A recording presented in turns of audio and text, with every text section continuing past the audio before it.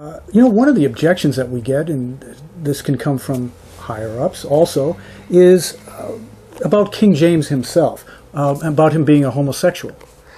Okay, well, first of all, the guy who created that rumor waited until 15 years after James died, and there was nobody there to raise an objection, so that's kind of silly to begin with. But there's a couple books about it, but what you need to know is a few things. One, if anybody says, yes, he did his big deals from his bedroom, well, for a king of any culture, the most secure place has to be your bedroom. The place where you give all your secrets has to be your bedroom, because that's where the king sleeps. So the guards are around it, they have walls around it. It has to be the most secure place. You kill the king, you can take over the kingdom. So when they had business affairs of state that were so important that other people could not be around, that's where they held them. Second of all, he had a couple of physical things that happened to him, causing him to lean on people and stuff. That's one that this guy made up to be, oh, see, he's all into these guys or whatever. And third, there are vocabulary, ways of talking about things, about loving a person or being close to somebody, that were reinterpreted and made into something sexual, which is really filthy. And filthy-minded people love that kind of stuff. But it wasn't James. He was a very happily married man who loved his wife.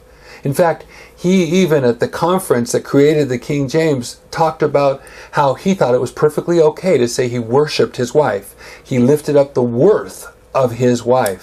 And yeah. So he really loved his wife and his kids. And so no, he was not a homosexual. But let's take it one step further. Who cares at this one level? If you get to this issue and somebody tries to just yell at you and berate you for being so stupid as to believe he wasn't a homosexual, let's pretend the worst of the worst and he was just a devil. Okay, guess what? He had nothing to do with the King James Bible. They gave that name King James's Bible in the early 1800s when they started contemplating making other Bibles.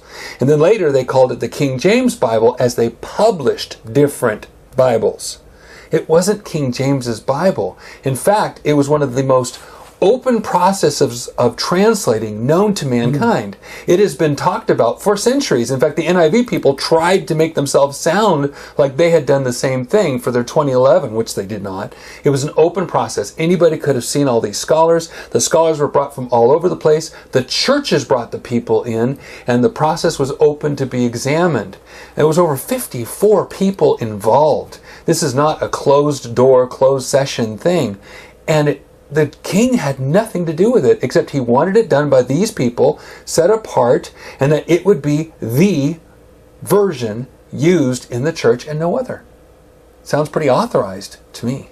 Which is what it was known as, the authorized version, and it still is. Or the Common Bible, or the English Bible. It was just the Bible.